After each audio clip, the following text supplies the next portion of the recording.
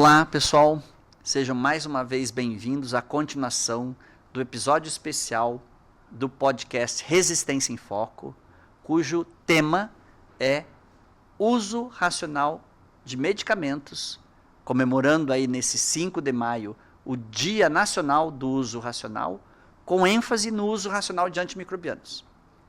Para darmos continuidade a esse episódio em 3 partes, o episódio especial número 3003, dividido em 3 partes, nós temos a honra de continuar a conversa com a doutora Marinês Dalla Valle Martino, que é a coordenadora médica da microbiologia do Centro de Medicina Diagnóstica do Hospital Israelita Albert Einstein. Além disso, a Marinês é uma excelente profissional, mãe, avó e amiga. Marinês, muito obrigado por estar aqui de novo com a gente. Bom, olá a todos. E mais uma vez quem tem que agradecer essa oportunidade sou eu, né? Então, assim, Marcelo, acho que vou fazer a réplica do que você me fez, né? Primeiro, Marcelo é um excelente profissional, também eu sei que ele é um excelente pai, um excelente avô e, olha, é um excelente tudo. E um grande amigo, obrigado. Né? Acho que a nossa amizade é bem antiga, né? Exato. A gente estava conversando que nós somos ali da microbiologia raiz. Old né? school. Old school. E, então, acho que realmente é um prazer grande você ter me chamado aqui para a gente estar conversando sobre os temas que nós gostamos de conversar. Exato, que a gente pode conversar por horas, né? Exatamente. Marinês, eu queria começar de uma forma um pouco mais descontraída e você tem, eu falo isso muito para os meus alunos na medicina, você seguiu uma especialidade médica que não é muito usual. Exatamente. Não que não seja importante, eu acho importantíssima. É verdade. E como eu tenho o privilégio de lecionar para medicina, para os alunos do curso de medicina da PUC, eu sempre falo para eles, olha, comecem a olhar fora da caixinha. Existe mais na medicina do que urologia, nefrologia, neurocirurgia, cirurgia cardíaca, cirurgia estética. Então, conte para nós como que você chegou na medicina e depois na microbiologia médica. É verdade. Até algumas pessoas até têm dificuldade em entender exatamente o que eu faço ali dentro da medicina, né? Uma coisa interessante que você falou. Bom, como é que eu cheguei na medicina? Eu não sou de uma família de médicos, né? Isso é interessante. A minha família não é aquela família tradicional, de pais médicos. Pai, avô, bisavô, médico. Não é. Sou uma família tradicionalmente italiana, isso sim. A de tradição que a minha família tem isso. É Dalla Valle, que depois juntei com Martino. Martino, duplicou aí a descendência italiana. Onde que veio, né? Por que eu quis escolher a medicina? Então, assim, quando eu olho para trás, né, eu fico pensando, qual foi o dia que eu falei, não, vou ser médica? Que dia foi esse, né? No passado, né, o conhecimento não era como vocês têm hoje, né? Grande parte dos nossos ouvintes aí vão lá na internet, levantam tudo e tal. Então, quando a gente queria fazer alguma pesquisa, a gente ia na biblioteca. E eu passei grande parte da minha infância e da adolescência em São Bernardo do Campo, e lá tinha uma biblioteca, a Biblioteca Municipal. Olha só. É interessante, né? E aí eu tive que, num momento, fazer uma pesquisa sobre ossos do corpo humano. Então, fui lá na biblioteca. E aquilo eu achei muito interessante. Legal. Então, foi assim um ponto que eu falei, nossa, eu gosto de estudar isso, parece que eu gosto de dizer a respeito. E aí, eu pensando algumas coisinhas, eu tive um avô que teve uma doença crônica, eu já tinha convivido muito ali com eles, eu gostava de brincar de tubinhos de remédio, olha que coisa. E aí que eu cheguei para os meus pais e falei, olha, eu quero fazer medicina. E nisso eu estava ali no que a gente chama hoje da 8ª série, né? Nossa, aí minha mãe nem falou, no ensino médio você não estava, né? Então já era vocação mesmo. Era a 8ª série, né? Porque primeiro eu tinha pensado que ia ser professora normal, que antigamente também falava isso, você está me entendendo, né, Marcelo? Sim, o pessoal poucos também nos entendem. É o magistério de hoje. Depois pensei em ser professora de matemática, e claro que olhando hoje, no presente, não fugi muito de ser professora, não é verdade? Sim, com certeza, você é uma excelente professora. E aí eu escolhi, então, eu falei, olha, eu quero fazer medicina. A minha mãe achou interessante e o meu pai ficou muito preocupado. E, na verdade, eu estava meio contrariando o que ele tinha planejado para mim, né? Que eu morava em São Bernardo e lá era importante você trabalhar na indústria automobilística. Era um polo desde aquela época. Era um polo, E, na verdade, um ponto para as mulheres que era do auge era ser uma secretária bilíngue, veja só. Olha só. E era isso que o meu pai tinha pensado para mim, que eu ia ser uma secretária bilíngue. Aí eu falo que vou ser médica, meu pai achou assim... meio um pouco diferente. Fugiu um pouco da expectativa. Fugiu da expectativa. Aí me preparei, etc. Até estudava em São Bernardo, comecei a fazer colegial em São Paulo, né, que tinha mais oportunidades de escola, etc. E foi assim que eu entrei na faculdade, eu tinha 17 anos na época, né? Mas aí meu pai ficou bastante contente, porque eu entrei na Faculdade de Ciências Médicas Santa Casa, São Paulo, que era onde o meu nono, né, o pai do meu pai no passado, tinha um ponto de táxi. Olha onde só. ele levava todos os médicos famosos. Então, meu pai conhecia muito da história da Santa Casa. Do seu avô. Então, do nono. Tão bonito ouvir falar nono. Então. E aí, interessante, né? Algumas coisas vão e voltam.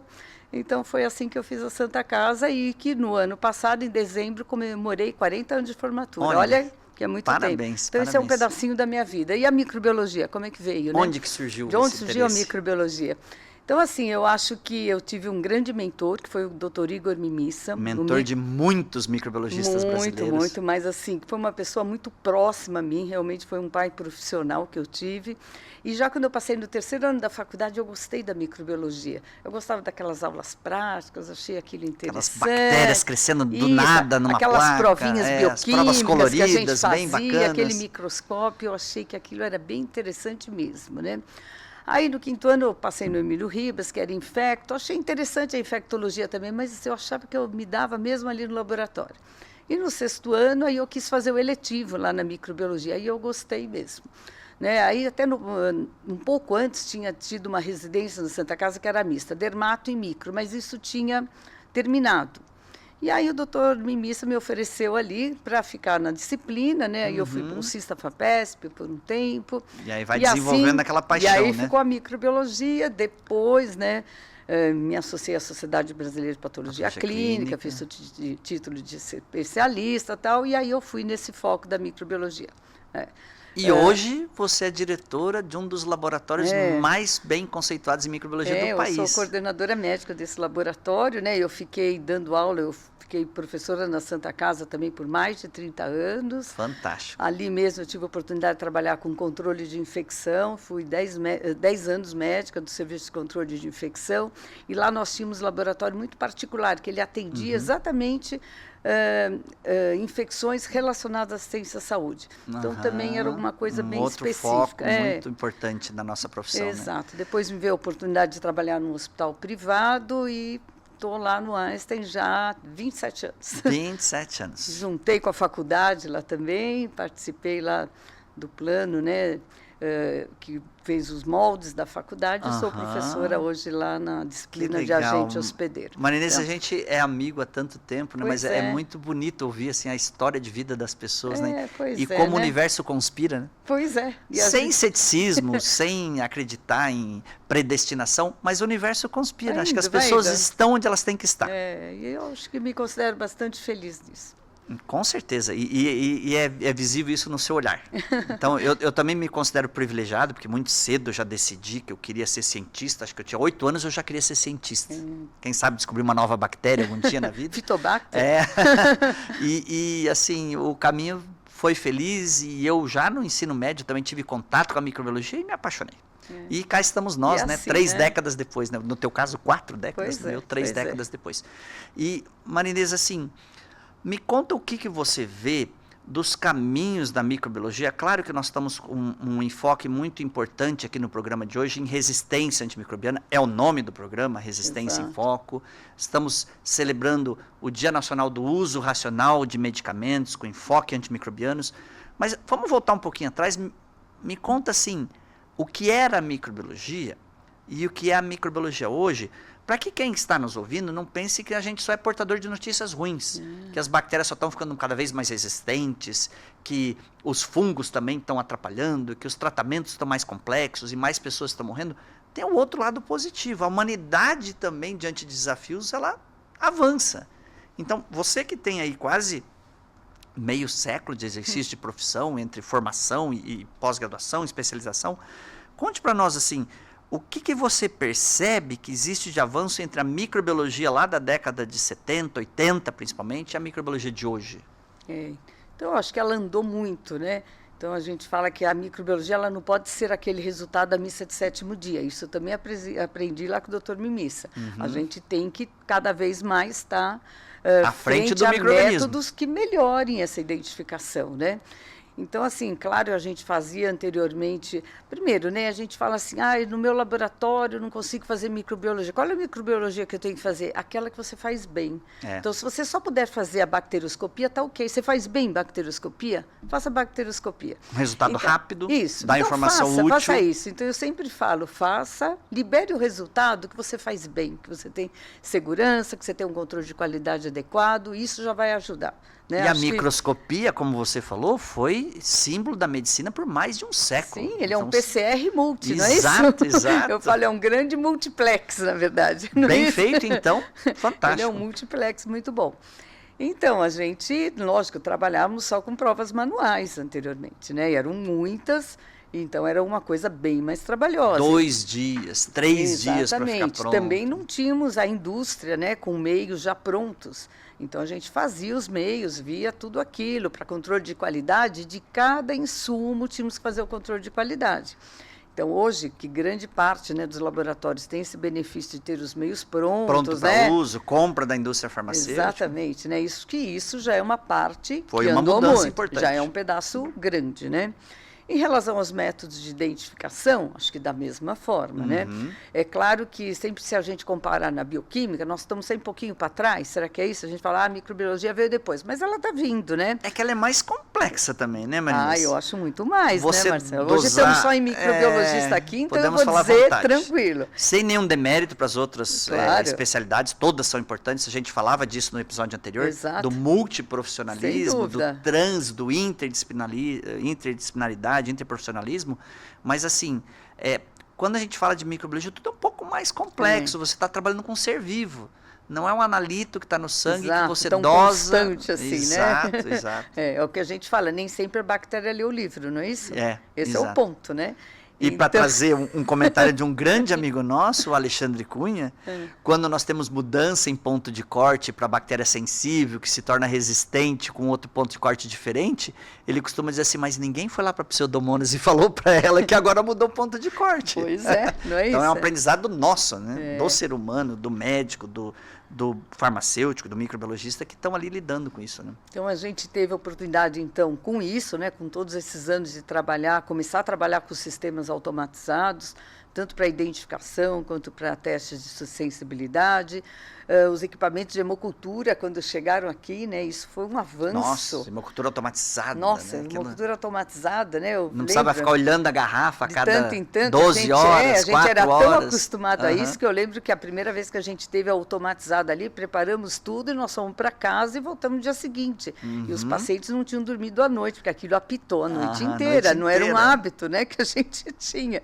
Você sabe que hemocultura manual só era boa, e quem é de Curitiba vai entender o que eu estou falando, no inverno, que tinha lá no Hospital de Clínicas uma estufa que era do tamanho de uma sala, era 2x2, e a gente entrava na estufa para fazer agitação e leitura de hemocultura, 37 graus Celsius, no inverno era uma delícia.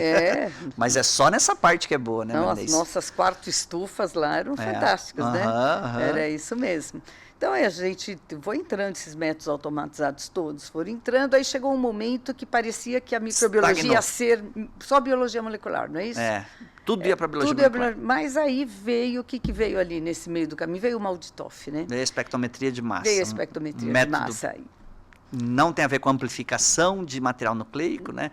É molecular, mas análise proteica. Análise proteica, e que realmente eu acho que o Malditoff deu um boom na revolucionou.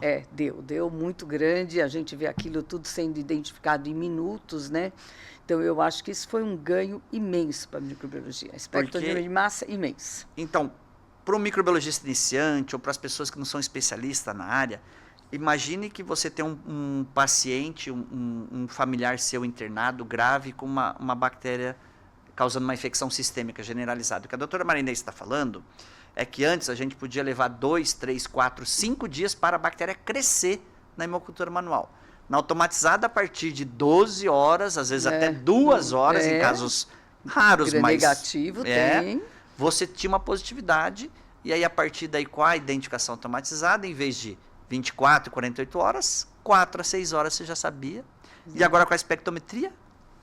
Um minuto? Um minuto. Então, segundos, às vezes. Dessa hemocultura, a gente já consegue fazer isso, principalmente para gram-negativos, o direto, e agora estamos caminhando para fazer o teste de sensibilidade também, Exato. Diretamente da hemocultura positiva. Exato. Então, acho que isso deu uma atravessada ali, né? Quando a gente pensou que ia tudo para molecular, etc., isso aí interceptou um pouquinho a microbiologia. Na verdade, fez um paralelo, fez um Y na história. E aí eu acho que o que trouxe isso para a mesa, né? Por que a microbiologia estava sempre atrás dos outros setores em automação e evolução, foi o nosso tema foco do dia 5 de maio, que é a resistência antimicrobiana. Sem dúvida. Então, assim, o número de óbitos, a gente já comentou aqui várias vezes, em outros episódios, na parte 1 e 2 desse episódio também, de hoje, do episódio 003, que a resistência antimicrobiana começou a colocar um peso muito grande na saúde pública dos países.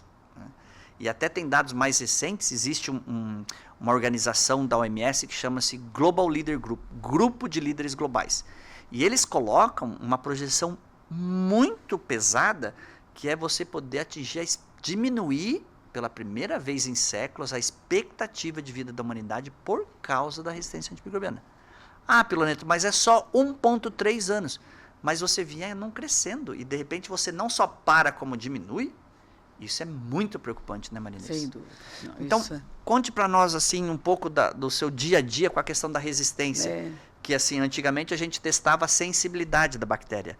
Hoje a gente precisa detectar mecanismos de resistência. Exato. Mudou o foco, né? Exatamente, não é só aquele antibiograma, né?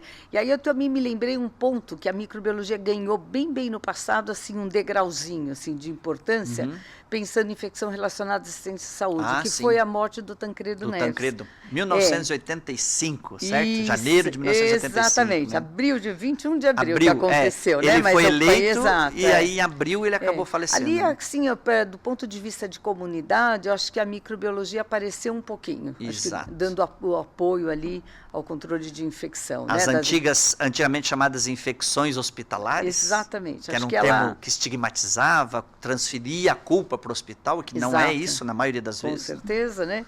Então, acho que também, assim, no passado teve esse momentinho teve, com certeza, histórico, muito mais bem popular, lembrado. Né? Eu já vi que nós temos muito mais em comum do que a gente imagina. Eu adoro história também. E assim, a gente pensa em conexões que não são tão explícitas, mas automação em microbiologia, você deve saber disso, mas ela começou, o primeiro equipamento automatizado foi por causa da viagem à Lua. Exato, né? Foi encomendado, né? A NASA encomendou uma identificação que fosse mais rápida. Exatamente. E agora nós estamos vendo um bis dessa história, quando eles levam equipamento para sequenciar o genoma da bactéria. Exato, que vai acontecer. Exato, vai acontecer. Exato. Teremos uma palestra até no Congresso de Patologia Clínica. Olha que legal, que fantástico. A ciência é algo assim, ela é um alimento para nós, né? Acho que a gente é ávido por conhecimento, acho que isso é intrínseco do ser humano. E isso mostra assim que vem os desafios, mas como você bem colocou, vem as superações dos desafios. E aí, infelizmente, que os métodos estão mudando, né? Porque a microbiologia hoje ela é muito mais complexa também. Sim. Então, como você está comentando da resistência, né? Então, hoje a gente não adianta também só fazer o teste, né? De sensibilidade, não adianta, ainda a gente tem que detectar a parte, muitas das vezes, qual que é o mecanismo de resistência. Porque, às vezes, só o teste pode não auxiliar perfeitamente o nosso clínico, né? Exato. Então, eu tenho que saber lá se é resistência do gram-negativo, se é KPC, se é NDM, outra coisa. Então, felizmente, né, cada vez mais a microbiologia ela é cara, né? Quando a gente pensa em olhar só a microbiologia, mas isso está errado. A gente teria que olhar isso de uma forma global. Eu gosto de pensar, né? Acho que você tocou num ponto nevrálgico aí, porque muitos administradores falam: a microbiologia é o setor mais caro do laboratório, por que vocês gastam tanto e fatura pouco? Mas eu gosto de pensar que a microbiologia é um investimento. Sem dúvida, sem dúvida. Quanto melhor, mais ela vai contribuir para esse hospital gastar menos. Gastar menos com internamento, antimicrobianos, salvar mais vidas. Sem dúvida. Claro que precisa ter uma gerente, uma pessoa de notório saber, com capacidade, visão. O que é tangível e o que é intangível, Exato. né? Essas palavras também caem muito bem ali nos problemas que podem causar uma infecção, né? E o que você está me falando, me contando aqui, Marilei, soa como música. E faz eu pensar de um novo termo que a gente está usando muito recentemente, você com certeza tem estudado bastante isso, sobre o uso racional do diagnóstico também. Exato. Não só o uso racional do medicamento. Então, assim, acho que isso é uma área que vai crescer muito, que você não precisa fazer qualquer teste só porque o paciente tem um sintoma. Você não vai fazer um teste de sequenciamento genético de uma Escherichia coli que está causando uma infecção urinária não complicada. Exato. Então, assim, a gente tem que saber dosar. Acho que esse dia a dia que a gente tem contato, né, essa interface laboratório com o clínico, ela é fundamental e cada vez mais ela é importante. Porque isso não só a gente contribui, né, com o melhor êxito desses pacientes, mas também minimiza custos, né, que como você está falando. Eventualmente, eu não vou fazer CIM com um monte de coisa se o médico que está tratando esse indivíduo está pensando em usar o determinado antimicrobiano. Então, acho que essa ligação, essa discussão de casos, essa discussão para a gente encontrar qual é o melhor recurso diagnóstico, isso é fundamental. Né? E não é só você ir ampliando o menu de exames, fazendo cada vez mais e mais e mais, procurando, pesquisando cada vez mais e mais e mais genes. A gente teve uma experiência recente, né, quando surgiu o MCR. Isso. Um gene que foi um dos últimos genes de multiresistência, surgiu de resistência à polimixina móvel. E aí a gente pesquisou no LACEN durante 4 ou 5 anos, mas a prevalência era de 0,06%. Então, assim, tornou-se desnecessário. Talvez volte a ser necessário no futuro, mas nesse momento é um gene que não é prioridade. Por outro lado, genes que a gente não estava pesquisando, como resistência a carbapenêmicos pelo gene IMP, VIN, Pseudomonas, NDM, começaram a aumentar durante a pandemia. A nossa experiência é exatamente a sua. Exato. Então, também, quando nós montamos lá um PCR para detecção de genes de resistência, MCR1 era um deles, estava lá. Mas nunca aconteceu também. Então, vamos dar espaço, né, para colocar uma outra coisa ali. Para fazer uma outra, investir melhor o seu recurso. Exatamente. Que é limitado, né? A gente sabe que o recurso para investimento em saúde é limitado, mas assim, ele vai trazer benefícios, ainda mais se for bem investido. E aí vem aí também a par, né, os métodos moleculares automatizados, vamos dizer assim, fechados, né? Fechados. Que tem um papel também bastante importante. E que acho que vão ganhar uma repercussão no mercado, assim, nos próximos anos ou décadas, muito grande, né? O diagnóstico sindrômico, por exemplo. Exato, né? Sindrômico, que é uma coisa assim que eu discuto nesse aspecto, né? Ele é para ser colocado em qualquer canto, cada um faz, põe, de rotina, etc. tudo a amostra que entrar vai fazer? Faz e qualquer um faz, eu já acho que não, né? Sim, porque uma coisa é a facilidade de você operar o método, outra coisa é você interpretar aquilo, você preparar bem essa amostra. Então a gente tem que pensar, o método molecular amplifica tudo, né? Exato. Então se você não tem um cuidado ali com a sua amostra, o que sai não vai ser bom. E né? não tiver um fluxograma, para qual paciente eu vou investir alguns milhares de reais para fazer esse exame, para qual paciente eu não preciso investir. Então, assim, eu acho que isso é um aprendizado e que a gente tem que estar bastante ciente disso, para quem usar, como você falou. E como é que a gente vai fazer isso, né? Porque também a gente, de repente, pode fazer um malefício, né? Exato. Então, a gente fala esse overdiagnose, né? Que às vezes existe também, não é bom. Isso também não é uma coisa boa. Com certeza. Né? Então, é o mal de Toff, é outra coisa, critérios, né? Porque ele identifica tudo. A gente vai aceitar qualquer coisa, liberar qualquer coisa? Não, vamos estudar um pouquinho o que essa identificação significa, né? Então, eu acho assim, que bom, né? A gente que gosta disso, cada vez tem mais trabalho. Exato. E eu acho assim, né, uma metáfora que eu gosto de trazer para essa comparação toda do mal de Toff, que não é porque o mal de Toff deu uma identificação que você vai fechar os olhos e assinar o laudo. Exatamente. Quanto mais sofisticada a máquina, mais sofisticado tem que ser o piloto, mais competente tem que ser o piloto. Com certeza. Então, se você pega um micro-organismo lá, vai liberar... Nós temos uma história comum aí de uma... Gordonia polyisoprenovorans. Isso. Gente, eu nunca ouvi falar dessa bactéria. Até você me mandar um isolado para que eu investigasse, isso, né? Isso, Num caso bem específico, uma paciente transplantada de 15 anos e que tinha evoluído muito mal com uma sepsis por um BGP desconhecido. Então, e aí você, o equipamento deu, vou liberar? Não, você tem que estudar, saber quem que é esse novo micro-organismo, qual a confiabilidade de você liberar isso, né? Procurar testes complementares. Então, acho que essa é a grande magia da nossa profissão. Exatamente. Por isso que a gente fica tão entusiasmado, Exato. né? Por isso que os nossos olhos brilham, né, Maria Inês, quando a gente fala de microbiologia. Cada dia é um dia, né? Cada dia a gente chega no laboratório para fazer uma coisa e faz outra. Exato. Porque surge uma demanda totalmente diferente. Então, isso é muito importante. E eu acho que é uma área também, o que eu gosto, né, de laboratório, é que permite a gente ter intersecção com várias áreas, Sim, né? sim. Então, isso também eu acho uma coisa muito boa. Eu comecei minha carreira profissional trabalhando com hematologia. Mas eu já queria ser microbiologista, mas a vaga foi de hemato. E hoje eu percebo assim, como é importante interpretar bem o hemograma quando você trabalha com microbiologia. Não é isso? Como é gostoso você conversar com um médico infectologista que entende a importância do teu trabalho e troca. Isso. Então, acho que isso é fantástico, é realizador, né? É isso que eu falo para os alunos. Olha, gente, vocês têm que aprender o quê?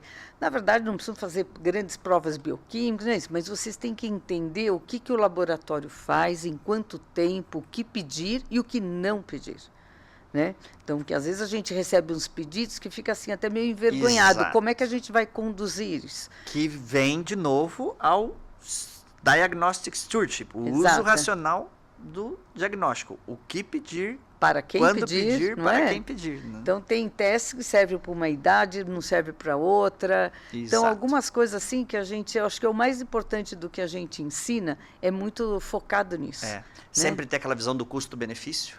Exatamente. O overdiagnose, que você falou, é um exemplo claro disso, e a gente percebe quando você está num hospital universitário, quando chega o começo do ano, o número de exames na microbiologia sobe lá em cima, porque os residentes estão começando a aprender e aí eles solicitam muito mais coisas. É ao longo, claro, isso faz parte do aprendizado, mas eles vão aprendendo a solicitar o que pode, o que deve, o que não deve, e o número de exames vai estabilizando de novo. Né? É interessante, isso é bastante interessante. É então, bem peculiar. O dia a dia, eu acho, de quem gosta da área de microbiologia, acaba sendo bem desafiador, né? E cada vez está mais desafiador. Cada vez mais. Então, eu queria colocar um dado para o nosso ouvinte, que está ouvindo a gente falar de resistência, de uso racional.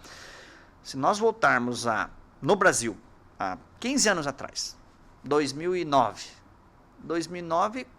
muito pouco se falava, já tinha um caso aqui, o primeiro caso publicado, um surto isolado, mas não se pesquisava o gene mais importante de resistência hoje, que é o gene BLA-KPC. Exatamente. Que confere resistência aos carbapenêmicos, que é era a droga mais importante para tratar infecções sérias por gram-negativos. Não tinha 15 anos atrás, ninguém conhecia.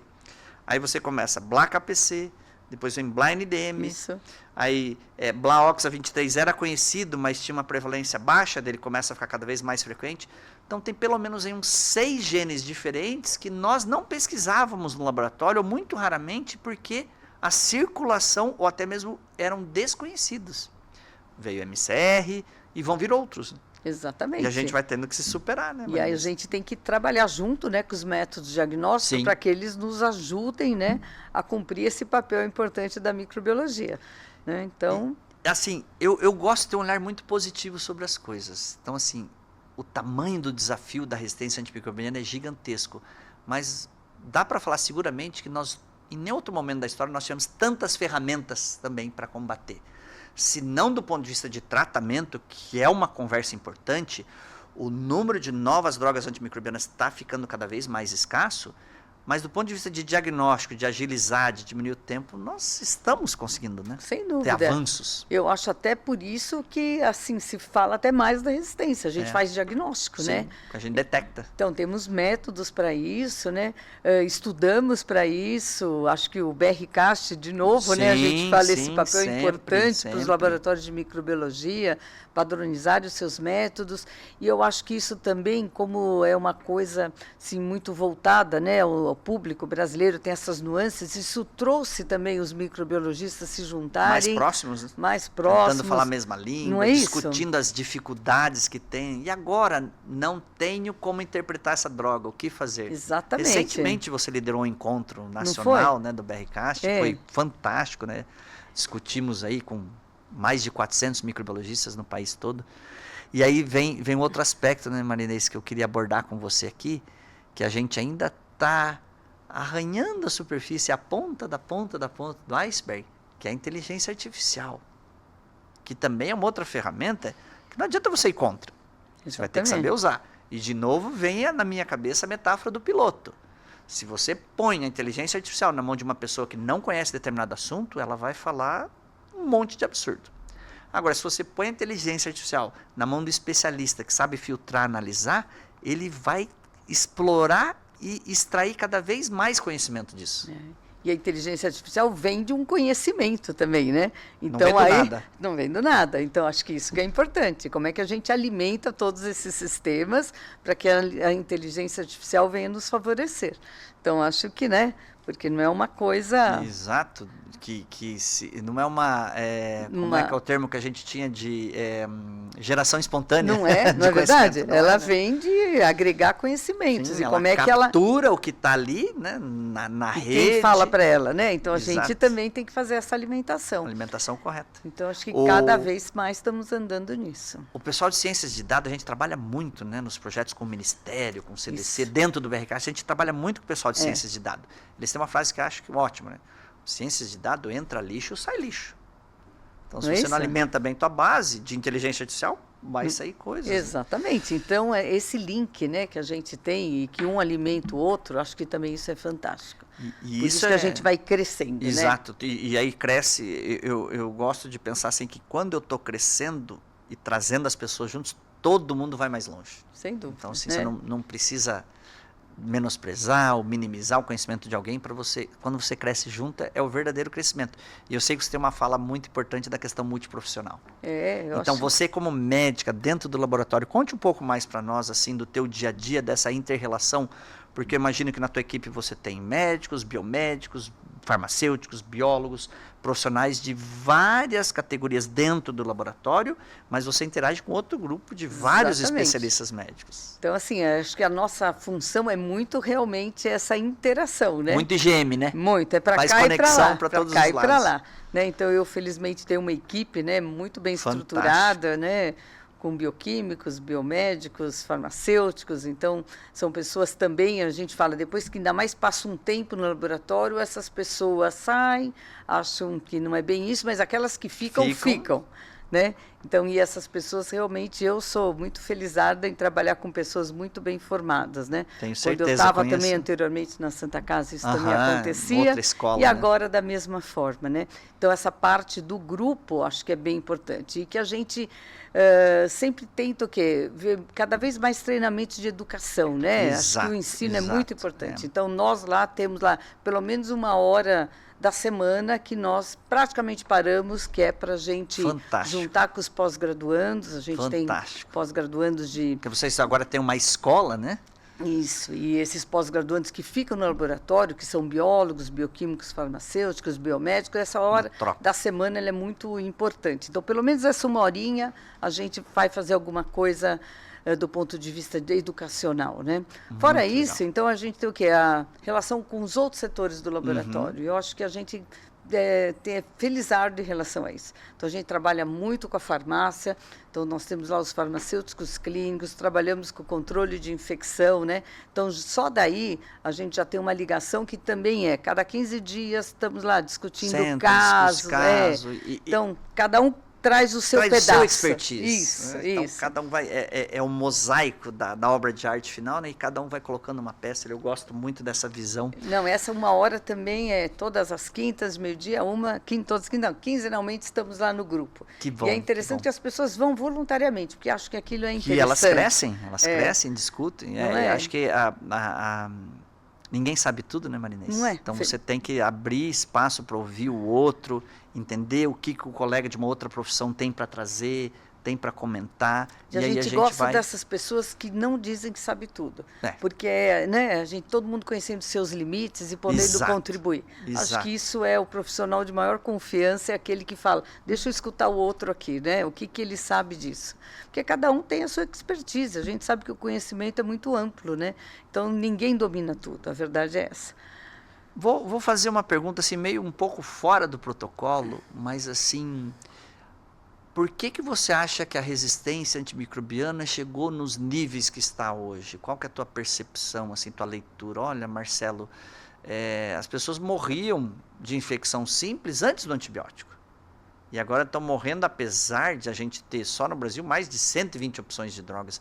Por que a gente ainda está, de uma certa maneira, perdendo para as infecções por bactérias multiresistentes. Qual que é a tua leitura aí pessoal disso? A gente olhando para trás, né, como é que era, os antimicrobianos apareciam, a gente já sabia que tinha lá uma resistência, não era isso? Exato. Quando a gente vê a história lá da penicilina, da oxacilina, já tinha alguma coisa assim.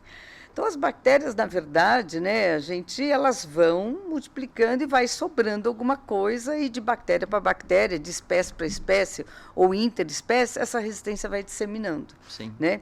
Então, assim, acho que tem coisas, assim, até mecânicas, vamos dizer, né? Vamos ter lá as medidas do controle de infecção, etc. Mas tem coisas realmente que fazem parte aí de você tratar adequadamente ou inadequadamente também, né? Claro que o que é? Felizmente as pessoas vivem mais, não é isso? Elas vivem mais, nós temos mais procedimentos invasivos, tudo isso contribui, nós temos um grupo de pacientes mais imunossuprimidos. Então, assim, não é uma coisa só. Acho que é uma junção de coisas, né? E a gente vai ter que agir naquilo que a gente já vê que consegue agir, a gente consegue agir. Então, o que a gente já discutiu, tem medidas ali adequadas. Vamos usar o antimicrobiano adequado, de forma adequada, não é isso? Vamos usar o antimicrobiano se precisar. Então, acho que aí vem a microbiologia com os novos métodos ajudando muito isso. Porque, assim, o paciente às vezes fala, é uma virose. Uma virose, às vezes, não convence muito. Exato. Mas quando você dá nome e sobrenome para esse vírus, não, eu tenho um diagnóstico. É uma infecção respiratória pelo vírus influenza que está causando um quadro importante, com febre, com dor, mas não vai responder antibiótico. Exatamente. Então, o antibiótico não vai ajudar, entendeu? Então, acho que também o método diagnóstico entra aí. Então, é caro? É caro. Mas também e o resto, né? Como é que fica todo esse resto? Que eu poderia estar usando antimicrobiano de forma inadequada, aumentando a resistência. Então, é um pacote de coisas, né? Que vai ser uma cadeia de coisas, né? Que a gente poderia estar prevenindo. Então, esse é um pedaço que a gente, acho que acontece, leva a resistência, e esse é um pedaço que a gente, de fato, tem que atuar. Porque isso está nas nossas mãos, né? E eu gosto muito, Marinês, você comentando assim, me traz à memória a classificação que o OMS fez do AWARE, né, que é um acronimo em inglês, mas que é acesso, observe e reserve. Então, assim, classifica as drogas. Que você não pode prescrever carbapenêmico, como a famosa frase que eu repito para os meus alunos, né? Não sabe o que tem meropenem. Isso é lá da década de 80, 90, né? Final de 80, início de 90, início dos anos 2000. Hoje você não pode mais nem pensar numa frase dessa. Até porque o carbapenêmico é uma excelente droga, tem baixa toxicidade e um amplo espectro de ação, por isso mesmo você tem que reservar. E não prescrever de livre acesso. Exatamente. E aí você tem infecções urinárias não graves, você prescreve uma droga de acesso, como nitrofurantoína e fosfomicina. E deixa a ciprofloxacina por uma observação. Se o paciente desenvolve uma infecção mais grave, aí você faz uma infusão de ciprofloxacina endovenosa, para tratar uma pielonefrite, uma infecção mais grave.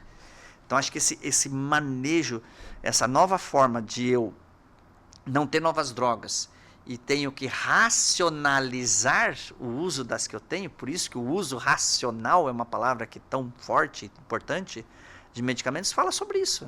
Né? E quando a gente fala farmacocinética, farmacodinâmica, parece que é uma duplinha assim. O que é? Não, isso é muito importante mesmo. Muito importante. Né? Então, quem usa antimicrobianos, prescreve antimicrobianos, tem que estar realmente muito ciente disso, né?